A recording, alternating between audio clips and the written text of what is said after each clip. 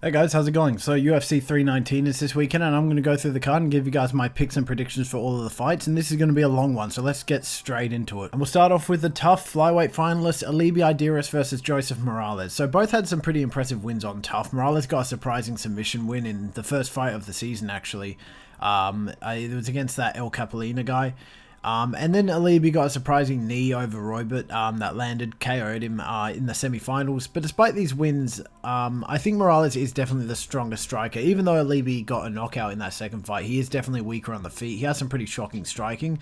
And I think it's a ground game where Alibi definitely excels in this fight. Morales is good there. He can defend submissions and even set up his own pretty well. But Alibi is just way more dominant on the ground in the wrestling. And while Morales might take this one on the feet if it gets left standing, I can't really see that happening. And in his fight against Imanol in the sort of semi-finals, he got out-wrestled quite badly, particularly in the third. He lost that whole third round just through getting controlled on the ground. Led to a very close decision by the end. And if Imanol can get Morales to the ground, I think Alibi definitely can and will present a much bigger threat on the ground. I don't really see a finish, no submissions here, but I do think Alibi will out-wrestle him, carry it through to a decision, and take a lot of the fight in control time. So for that reason, I'm going to go with Alibi Idiris by a decision win for this one. And following on from that, we'll move on to the welterweight finalists from tough, Rodrigo Sezinando versus Daniil Donchenko. So the welterweight finalists are tough. They both had some pretty good wins. Sezinando had a slightly impressive run on tough. He went to 2 decisions where outside the takedowns and wrestling, he really struggled. Even getting tagged up on the feet multiple times, especially against Eric Karine or whatever his name was. Meanwhile, Donchenko finished both of his opponents in the first round by just being a constant pressure and hurting his opponents badly in the striking before putting him away. And while Donchenko could find some serious issues with Sezinando's wrestling and takedown, I think he will probably get taken down at least once in this fight. I think Donchenko's striking and clinches will sort of deter any wrestling attempts. I don't think Sezinando's going to try and close distance, especially with those elbows that cut Matt Dixon open pretty badly. And I think Donchenko is incredibly dangerous on the feet and has some really nasty ground and pound, so don't be surprised if there's a TKO win.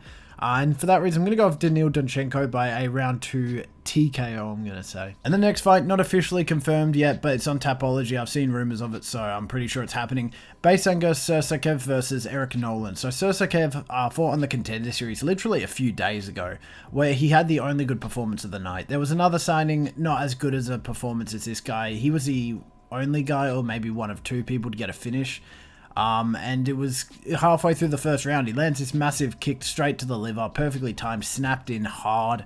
And you could tell instantly the guy was hurt by it. He gets dropped by it on the ground, doesn't even try defending himself, just starts clutching at his liver. Really nasty body shot KO from him. And outside of that, he's undefeated. And 8 of his 9 wins are by knockout, 7 of which came in the first round. He's super dangerous. Really excited to see how that translates to the UFC, but I think he will be a very dangerous prospect in the future.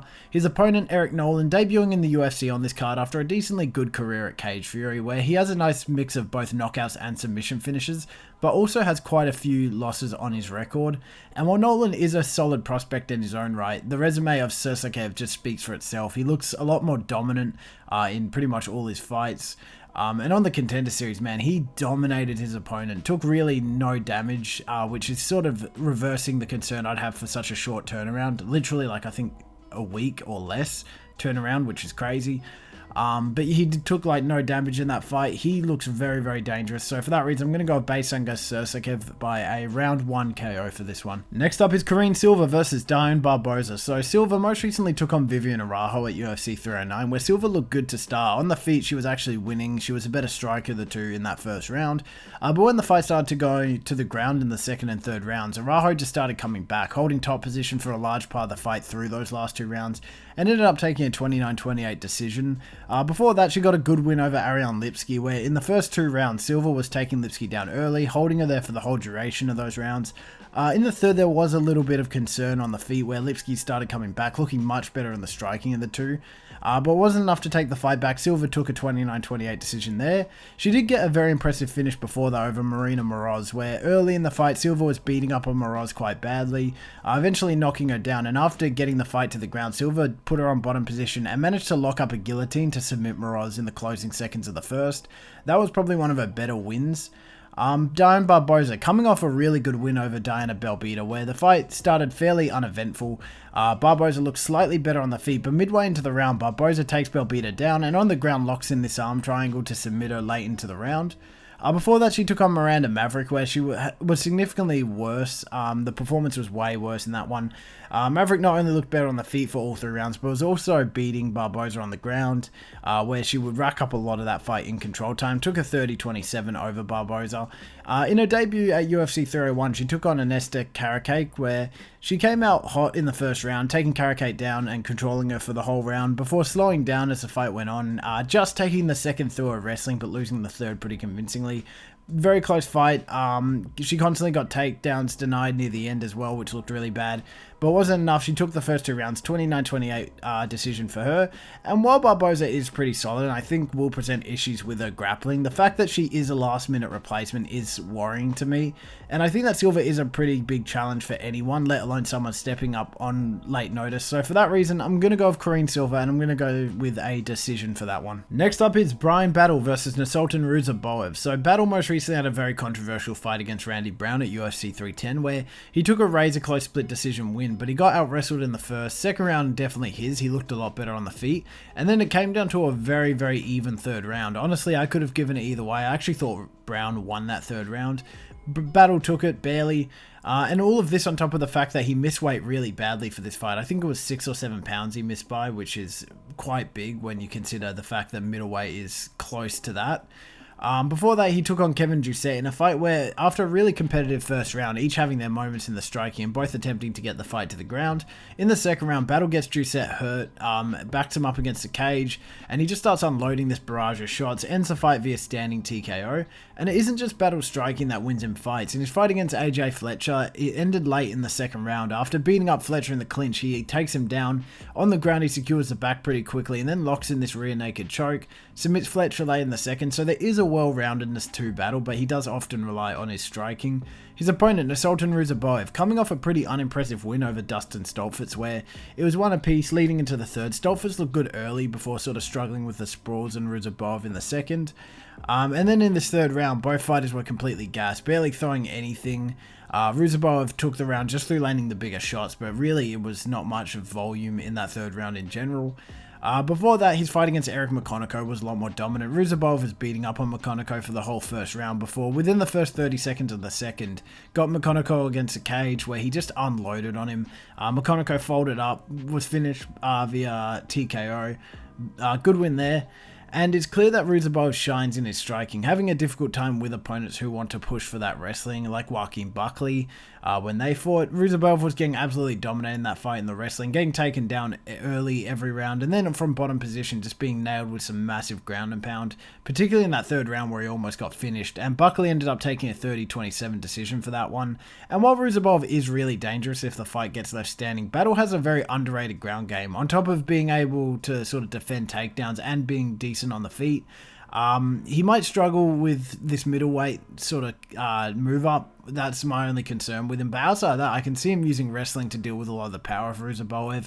And I can see him sort of picking up those later 2 rounds. So for that reason, I'm going to go with Bryan Battle, and I'm actually going to say by round 3 submission for this one. Next up is Edson Barboza versus Drakkar Close. So Barboza most recently headlined a fight night against Lerone Murphy, where Murphy just completely dominated Barboza for every round of that fight. Not just with the takedowns and wrestling, but also on the feet, which is usually Barboza's strongest area.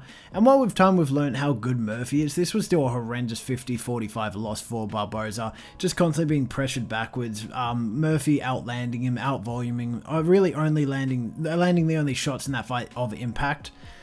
Before that, he headlined a fight night against Sadiq Yusuff, where in the first round it looked like Barboza was going to lose quite badly. Not only being dominated, the fight would go to the ground, but also getting beat up on the feet, even knocked down quite badly. 2 judges gave that round a 10-8 for Yusuff. But as the fight went on, Barboza started to pick it up in the striking, even knocking down and having Yusuff quite hurt in the third round, ultimately taking back the fight to win a 48-46 decision. And more recently, Barboza has been going to a lot more decisions. Back in the day, he used to be one of the most dangerous strikers within the UFC, particularly with his kicks. And he demonstrated this striking prowess against Billy Quarantillo when they fought. Midway through the round, he got backed up to the cage, landed this nasty knee straight down the middle, landed cleanly on Quarantillo, put him down and had him out badly. His opponent for this fight, Drakkar Close, most recently took on Yoel Alvarez, where he managed to keep it competitive for the first round, most of it. But midway through that round, Alvarez backs close up against the cage, lands this big knee straight to the head that hurt close badly, and then ended up putting him in a guillotine and just repeatedly landing these shots to the side of the head to finish the fight via a round 1 TKO. Before that, he took on Joaquim Silva at UFC 301, where after outperforming Silva in the striking for the first 2 rounds, looking like he was going to win the fight quite clearly, he almost got submitted in the third with a guillotine, and then even got knocked down and hurt quite badly in that same round. Managed to come back, grit through it, and ended up surviving to a 29-28 decision win, but he did get worryingly close to getting finished in that one. And while that fight was a decision, Close does have quite a few finishes on his record. His fight against Joe Solecki ended in the first round when Solecki took Close down, to which Close reversed, got top position, and when being put in an armbar, lifts Solecki up, slams him, puts him out with a slam KO in the first round. Very impressive win for him there. And while Close is a very solid striker and does have some serious power in his hands and is sort of a finish or be finished fighter, he does have issues dealing with forward pressure and often does get caught with some big shots. And I think Barboza will be the one pushing the pace in this fight. So for that reason, I'm going to go with Edson Barboza by a decision win for this one. Next up is Chase Hooper versus Alexander Hernandez. So Hooper has recently been on a tear within the lightweight division. He's ended a lot of his fights via submission wins, like he did against Vyacheslav Borshev when they fought. In the first round, he knocked Borshev down, held him on bottom position and landed some really big ground and pound, before in the second taking Borshev down and pretty much repeating the exact same thing, holding him on bottom before eventually finding a dash choke, submitting him midway through that second round. In his follow-up fight against Clay Guida at 310, he looked good on the ground as well. The first round he kept taking Guida down until late in the round Hooper found an armbar, submitted him, took a performance bonus as well, so he is really dangerous on the ground. Recently, however, he did take on Jim Miller at UFC 314, and while he did win that one convincingly, it was a pretty competitive in moment, with Miller almost submitting Hooper twice in that first round to keep it close in the grappling, but ultimately it was Hooper who managed to secure the final 2 rounds to take a 29-28 decision, in a performance that was a lot less dominant on the ground than we have become used to seeing from him. His opponent in this fight, Alexander Hernandez, took on Kurt Holliber recently in a fight that was technically a 29-28 for Hernandez, but I think realistically should have been a bit closer to a split decision. The only definitive round for me for Hernandez was that third round where he looked a lot better in the wrestling, but for the rest of the fight, Holliber was landing a lot more volume, and while they did spend a large part of the round on the ground with Holliber in bottom position, Holliber was constantly threatening submissions from the bottom position. Kind of a close fight in those 2 rounds. I do see why they gave it to Hernandez, but still a close fight nonetheless. Before that, Hernandez went to a really close split decision when taking on Austin Hubbard at UFC 307, where it was a pretty low volume, low impact striking battle. Hernandez just landed a little bit more consistently, denying Hubbard's takedowns as well, winning the fight just through that. And even before that, Hernandez went to another close split decision against Damon Jackson, who isn't the hardest of opponents. And in this fight, Hernandez was being taken down and out wrestled the whole fight, coming back and in the third round to knock Jackson down, had him hurt badly as well in that third round. Went to a decision that he lost primarily just through being out-wrestled the whole fight though. And going into this fight, I see a massive hole in Hernandez's grappling game. I think Hooper will very quickly exploit that, and even in the striking, I think Hooper is going to maybe find an edge, because most of Hernandez's recent fights have been against some more average opponents, and he's taking them to really close split decisions. So for that reason, I'm going to go with Chase Hooper, and I'm going to say by a first round submission for this one. Next up, we have Jessica Andrade versus Lupi Godinez. So Andrade recently has had some really bad showings within the UFC, particularly with her fight against Jasmine Jasudavicius at UFC 315, where instantly from the jump, she couldn't really cope with the takedowns or grappling from Jasudavicius. Ended up getting submitted midway through that first round with a rear naked choke. Really bad performance there. Before that, she took on Natalia Silva, who granted is a really good and I think will probably be fighting for the belt next. But Andrade seriously struggled to close distance in that fight, being kept at distance with the kicks of Silva, who she's really good with her kicks as well, so that's pretty standard in her fights, and she'd occasionally land big on Silva to keep it competitive, but Silva ended up taking a 30-27 decision just through looking better on the feet the whole fight. At UFC 300, Andrade took on Marina Rodriguez, where the fight went to a close split decision. Andrade just edged it out, landing the biggest shots and the more significant strikes. But in the third round, Rodriguez kept it competitive, especially with her grappling, and evened out the striking a little bit as the fight went on. But Andrade just managed to take it. Very close split decision though. Her opponent Lupi Godinez recently fought Julia Pilastri in a fight where Pilastri looked better in the striking, taking the first round just through outperforming Godinez on the feet. But in the second and third round, Godinez started evening out the striking volume wise. and mixed in takedowns and wrestling to take those later rounds, winning a 29-28 decision.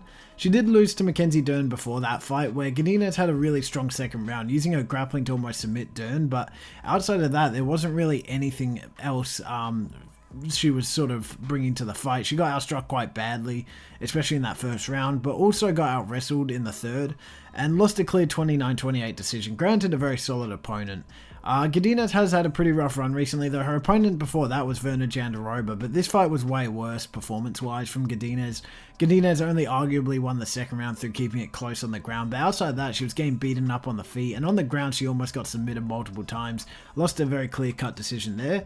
And while Godinez has only won one of her 3 last fights, they're some of the best in the division that she's going up against, and with a fight like this, I am worried for Andrade, who has struggled with opponents who have a pretty good ground game and a solid well-roundedness to them, and I think Godinez has that grappling threat to sort of counteract Andrade's power on the feet. So for that reason, I'm going to go with Lupi Godinez, and I'm going to say by a decision win for this one. Next up, we have Gerald Meerschaert versus Michael Olasejczyk. So Meerschaert most recently went up against Brad Tavares in a fight that stayed on the feet for most of its duration. Tavares was constantly denying any takedown attempts from Meerschaert and forcing him to strike, and to his credit, Meerschaert was keeping it very competitive throughout, even winning back the third round on the feet, but it ended up going to Tavares' 29-28 decision just through outpacing Meerschaert in the first round in the feet. Before that, he took on Reina Dorita, who, as we've seen recently, is a very serious prospect within the middleweight division and might be fighting for a belt soon, given maybe 2 more fights. And this fight was really, really close leading into the third. Meerschaert was refusing to stay on bottom position whenever Dorita would take him down. And on the feet, he was actually hurting Dorita at points. But in the third round, Dorita gets Meerschaert down, manages to lock in an arm triangle to submit him. Not the worst of losses, though. Dorita's very, very skilled. And while he lost his most recent 2 fights, Meerschaert should never really be overlooked. He's managed to pull off some pretty heavy underdog wins, especially against Edmund Shabazian somewhat recently, a very dangerous striker who finishes his fights fairly quickly. And while Meerschaert lost that first round, got beat up quite badly on the feet, in the second he managed to get Shabazian down and very quickly afterwards found an arm triangle to submit him with. Very, very impressive underdog win there. He was placed pretty heavy underdog for that one as well. His opponent, Michael Olasejczyk, has had some pretty on and off wins and losses within the UFC, going through a very bad losing streak against some really solid competition opponents like Kevin Holland, where early in the first round, the fight goes to the ground. Olasejczyk is trying to land some ground and pound, but Holland ends up catching his arm, locking in an armbar, absolutely destroys the arm of Olasejczyk, where the ref jumps in and stops the fight just because Olasejczyk is refusing to tap. But Holland obliterated the arm of him. Following that, he took a very dangerous striking prospect in Sharon Magomedov, where while he did lose the fight 30-27 decision, there were points on the feet where he was fighting back and keeping it very competitive, doing some really big damage to Magomedov at points, using his takedowns in the second and third, but ultimately it just wasn't enough to get it done compared to Magomedov's superior striking and the damage he was doing. So ultimately Magomedov took that one.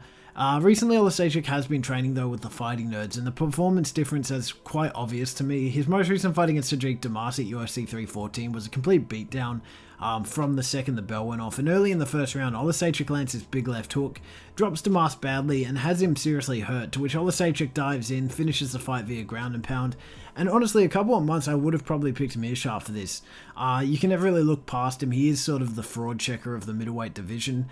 But recently, Olasejczyk has started looking a lot better ever since training with the Fighting Nerds, and he's looked a lot more dominant, and I think this time he will be able to get through that Meerschaert test, and he is sort of worthy of fighting those bottom 15 ranked opponents. So for that reason, I'm going to go with Michael Olasejczyk, and I'm going to say by round 2 KO for this one. And closing out the prelims, King Green versus Diego Ferreira. So King Green most recently got brutalized by Mauricio Huffy in a fight that from the jump, Huffy was walking forward, pushing Green back into the cage, where he was sort of looking for feints. And midway through the round, he fakes a left hook that he connects with this brutal spinning wheel kick. Lands clean, shuts the lights off of Green, has him out for a scary amount of time as well. Before that, he had another really bad performance against Paddy Pimblett, where initially it was pretty even in the striking, but very early on, Pimblett kicks the legs out from under Green, and then causes Green to shoot him for a panic takedown that Paddy uses to lock in a mix of a triangle choke and an armbar at the same time, and he didn't even end up putting Green out on its own. He actually ended up obliterating the arm as well. Really, really bad loss there. He did get a win before that against Jim Miller at UFC 300, where there was barely any grappling, and that led to Green beating up on Miller for pretty much the whole duration of the fight on the feet, with a lot of damage showing on that head of Miller, as well as Green dropping him badly and having him quite hurt in the third. And it ultimately ended up with Green taking a pretty clear-cut 29-28 decision instead. Diego Ferreira most recently went up against Grant Dawson at UFC 311, where on the feet he was keeping it even with Dawson. Constantly throughout the fight though, Dawson would get Ferreira to the ground, hold him on bottom position, and end up battering him with quite a bit of ground and pound, some pretty hard ground and pound as well. Ended up taking a 30-27 because of that. He did win his fight before that against Mateusz Rebecki in a fight that for the first half it really looked concerning for Ferreira. He was getting knocked down quite badly in that first round, and then he had a pretty competitive second round with Rebecki before taking him down constantly, and as the fight went on, Ferreira just started to pick it up both in power and volume on the feet, and then late in the third round from top position, Ferreira starts landing on Rebecki, who didn't really answer back. He keeps landing this ground and pound that eventually caused the fight to be stopped via TKO on the third. And he even has a win over Michael Johnson, who we've recently seen still kind of has it. And in this fight, after a really competitive striking battle in the first, early in the second, Ferreira lands a nasty overhand right that caught Johnson clean on the chin, put him down and out badly. One of Ferreira's more dominant wins against a very, very solid opponent. And while Ferreira does look concerning here and there in his fights, particularly when he's trying to deal with grapplers, I don't see Green trying to wrestle this fight. And on the feet, not only do I think Ferreira is better, but I think he has way more finishing power and can definitely catch Green, who I think with all of his recent knockouts is a little bit chinny. And I think he might put him away in this fight. So for that reason, I'm going to go with Diego Ferreira for this one, and I'm going to say by around 3 KO. And opening up the main card is Tim Elliott versus Kai Asakura. So Elliott's coming off a pretty impressive win over Sumadurgi, where after not much volume or impact on the feet, Elliott takes Sumadurgi down, and on the ground very quickly finds an arm triangle opening, takes it, submits Sumadurgi late in the first round. Before that, he took on Muhammad Mokaev, a surging undefeated prospect at the time in the UFC. And to Elliott's credit, he's probably one of Mokaev's toughest challengers yet in his whole career. Taking the first 2 rounds through, outperforming Mokaev in the grappling. But in the third round, Mokaev took Elliott down, found an arm triangle that he managed to lock in and submit Elliott midway through the round. But leading up to it, it was looking like Elliott was going to win that fight. And it's clear that Elliott's strongest weapon is his takedowns and his grappling, absolutely dominating Victor Altamirano for all 3 rounds. But just by taking him down, and when on the ground, he'd just hold him on bottom position, racked up most of that fight in control time and ended up taking a 30-27 decision win. His opponent for this fight, Kai Asakura, came into the UFC after a very dominant reign at Ryzen, where he got fed to the Sharks a bit. He debuted in a title fight against one of the most dominant champs within the UFC, Alexandre Pantoja, and while there were moments on the feet where Asakura looked good, particularly a massive knee that landed clean on Pantoja at the start of the fight, he really struggled with the grappling and physicality of Pantoja, losing the first round in control time before being submitted with a rear naked choke in the second after getting his back taken. Pretty bad showing in his debut. And while Asakura looked pretty bad against Pantoja in that fight, it's Pantoja. I mean, he's one of the best champions in the UFC, has wiped the whole division. And to Asakura's credit, he did look better than a lot of the other Pantoja fights. I mean, I think he looked a bit better than Kai Kara France, who really couldn't get anything off on the feet. At least Asakura landed a bit. And while Elliott could give Asakura problems with takedowns and wrestling, Asakura is very dangerous on the feet, and I think at some point will land big enough to put Elliott out. So for that reason, I'm going to go with Kai Asakura, and I'm going to say by around 2 KO for this one. Moving up the card, we have Jared Cannonier versus Michael Venom Page. So Cannonier most recently took on Gregory Rodriguez, where in the first round he almost got finished, dropped bad twice, was very hurt twice. Resorted to using takedowns and grappling to deal with the dominant striking from Rodriguez early on. But as the fight went on, Cannonier managed to regain his composure, began outstriking Rodriguez, particularly in that second and third round, even managing to knock Rodriguez down badly in that third.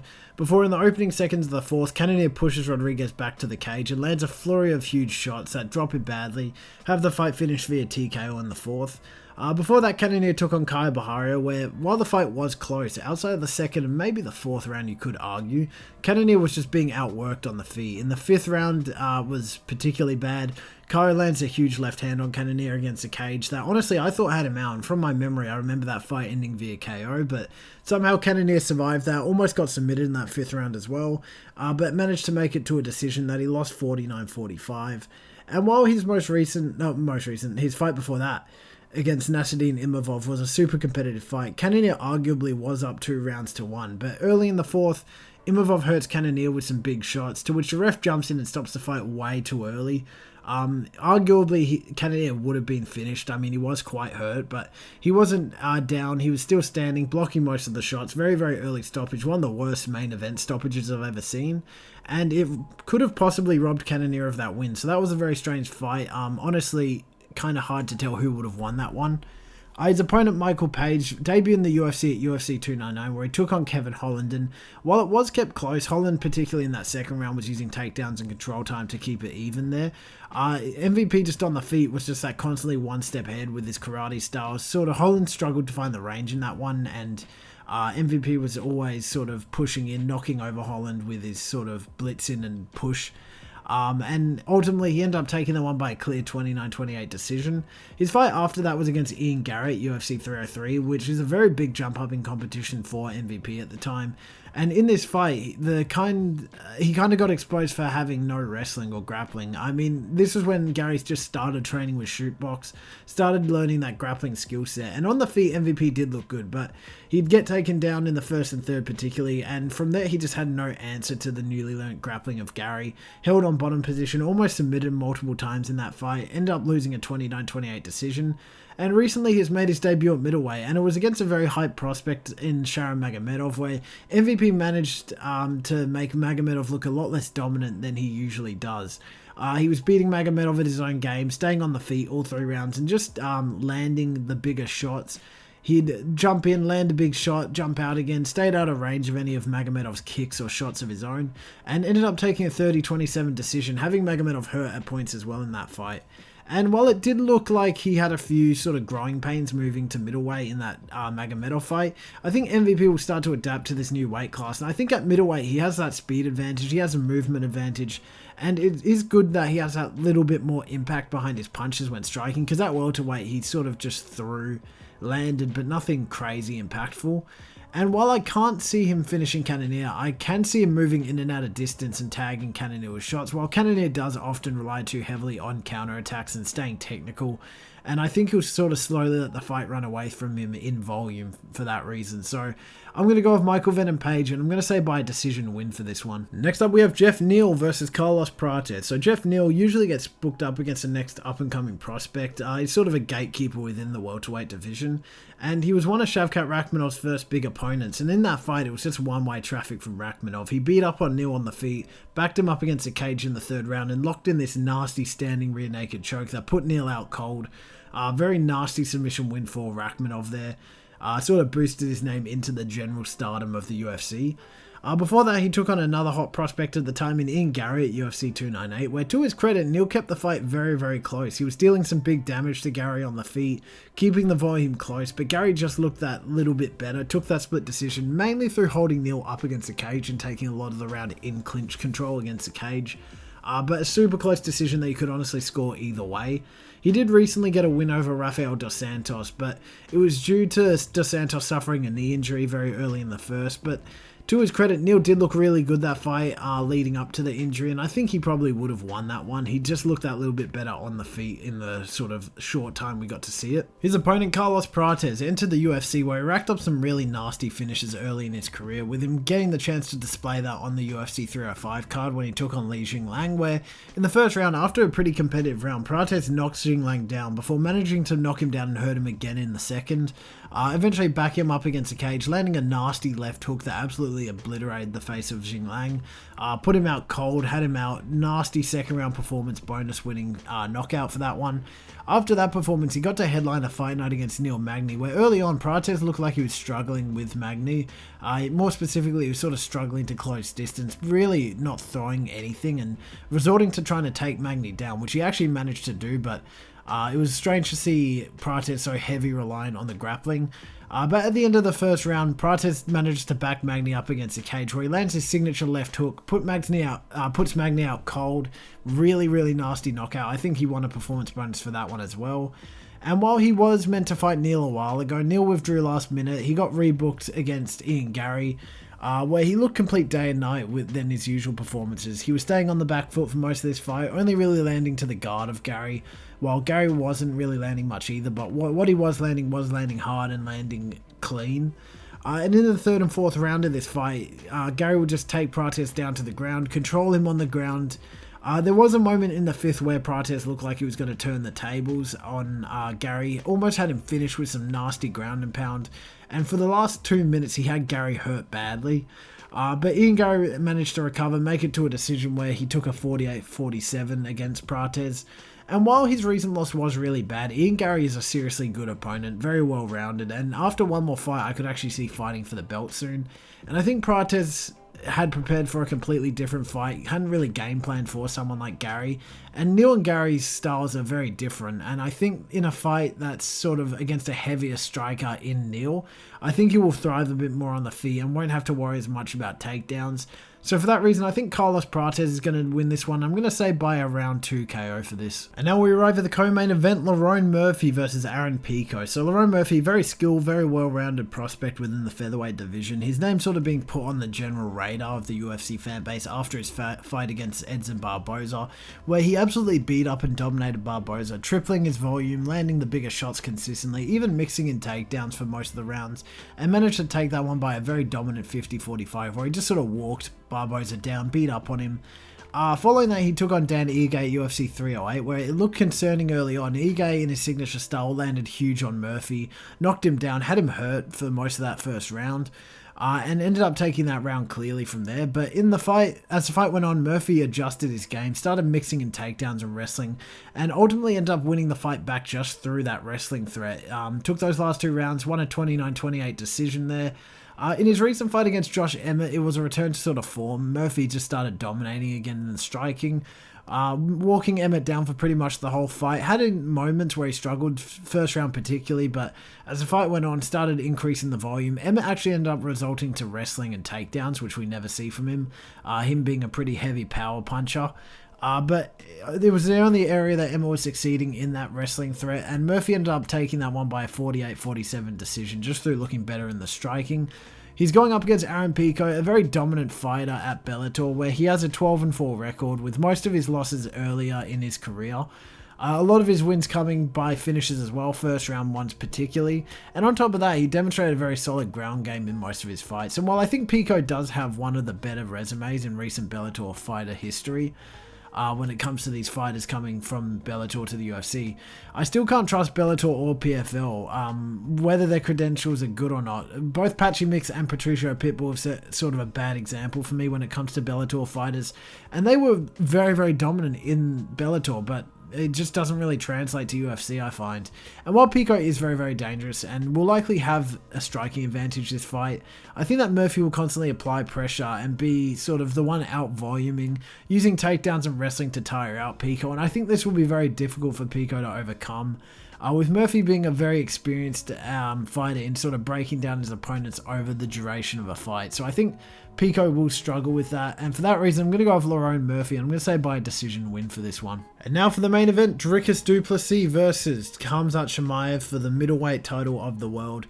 Dricus du Plessis, after beating Robert Whittaker in a super dominant fashion, he got his title shot against Sean Strickland at UFC 297, where the fight was incredibly close, Strickland landing the bigger shots consistently, but DDP was constantly marching forward, using takedowns as well to sort of wrangle the rounds away from Strickland at points, and was finding huge success in just landing these big shots here and there and dealing a lot of damage to the face of Strickland. Ultimately, it went to a very, very close split decision. I honestly could have scored it either way. A lot of people actually thought Strickland won, but they gave it to DDP. He did do a bit more damage and was constantly taking Strickland down, just mixing up his game a bit more to win the belt off Strickland in that fight. For his first defense, he was booked against Israel Adesanya at UFC 305, one of the best strikers in UFC history, in a fight that leading into the fourth was incredibly close. Adesanya looked a lot better in volume and landing on the feet. DDP was throwing and landing big over the top though, landing some huge shots and taking Adesanya down and controlling him for a lot of the fight. But in the fourth round, DDP gets Adesanya up against the cage, starts nailing him with shots before dragging him down to the ground, taking the back and submitting Adesanya with a rear naked choke midway through the fourth to get his first title defense. And it seems like DDP is only getting better as he grows into sort of his title reign as champion. In his rematch against Sean Strickland at UFC 312, it was a complete domination, the complete opposite of what his first fight with Strickland was. He just beat up on Strickland the whole fight to the point where he broke his nose and caused some major damage to the face, bleeding from the nose of Strickland. And it was a 50-45 decision that sort of settled the rivalry, sort of erased that iffy first fight they had, and really showed his progression as a champion within the middleweight division. His opponent, Khamzat Chimaev, has had a pretty slow moving career, with him constantly having health scares causing him to pull out of fights, or if not that, his weight misses as well have been sort of holding him back. His welterweight career was sort of rampant with these. His particularly bad weight miss against Kevin Holland stands out, where they had to change it to catch weight. And instantly, the physicality showed. Chimaev was taking Holland down, controlling him. Holland was doing a good job at trying to roll out of position and sort of get back to the feet, but eventually he got caught in a Darce choke, with Chimaev submitting him midway through that first round. And while he did win his first official middleweight bout, there was a lot of doubt after. It was against the last-minute fill-in in Kamaru Usman, who was fighting upper weight class, and on top of that, it was a significantly less dominant performance from Chimaev. Not being able to really control Usman on the ground as he usually does with other opponents, and only took a 29-27 decision with some weird scoring from the judges, where they gave the first round to Chimaev 10-8, which I didn't think it was that dominant, and then Chimaev got a very clear round, the second round off Usman on one of the scorecards, which I also thought was some weird scoring there. And this was all on a late minute Usman, so a lot of people were doubting him after this fight. But at UFC 308, he came back, took on Robert Whittaker, where he put his name in title picture by getting a very quick submission win over Whittaker. Took him down early. Whittaker was doing a good job at defending the takedown and submission attempts from Chimaev, but wasn't really doing much to get back onto the feet or in dominant position. And then late in the round, Chimaev catches Whittaker in a face crank, squeezes really hard, and actually ends up dislodging the front teeth of Whittaker. Ends up forcing Whittaker to tap. Brutal face crank, good win there. And while Chimaev has looked like a complete boogeyman within the UFC, making easy work of the majority of his opponents, I don't count DDP out of this one. DDP has a really solid skill set in all areas of the fight. He's very, very stubborn, likely to sort of meet Chimaev in terms of physicality on the ground. On the feet, I actually think he's going to piece up Chimaev, but on the ground, I can see him being stubborn, not really letting Chimaev get the grappling off on his terms, and giving him a lot of issues there. And while I think DDP could weather the storm of the early rounds and start coming back later in the fight, I'm very worried that Chimaev just won't lose his ability to out sort of physicality his opponents on the floor, and I think he might keep DDP on the ground for a long part of this. I don't actually see Chimaev submitting DDP, surprisingly. A lot of people think that if he is going to win, it's going to be by like an early round submission. I more see him taking the first 2 rounds in the wrestling and then slowing down a little bit and then just coming back in one of the last 3 rounds with some control time, maybe even beating up on DDP and just barely edging it out by a 28-27 decision. 48-47. Jesus. Over anything, I just think he's going to sort of find a way to take that decision back. So for that reason, I'm going to go with Khamzat Chimaev by a decision win, but I think this is going to be an incredibly close fight, even a split decision maybe. But yeah, so that's it, guys. That's UFC 319 and a rundown of all my picks and predictions of this event. Right now on the screen, a compilation of all of my picks and predictions for this event, all of Cam's picks and predictions for this event. You already know how this goes. Just before I get into how I feel about this event, I do have a verdict league, so if you're very interested in that, please consider joining that. It would be cool if we get quite a few people in and have a competition going on in there. So yeah, Patscap MMA, if you're interested, please consider joining that. This event is sick. I love the main event. There's a few fights on there that, but like the main event just makes up for it. This is one of the most hype main event fights, I think, out of the whole year. In fact, I'd probably say is the most hype fight. I'd argue it's a super fight, just seeing Chimaev fight for a title, because we've been waiting so long to see it happen. But yeah, not much else to say. Good card this week. Excited to see what happens. And I'll see you guys at the end of the week with my breakdown for this one. So yeah, bye-bye.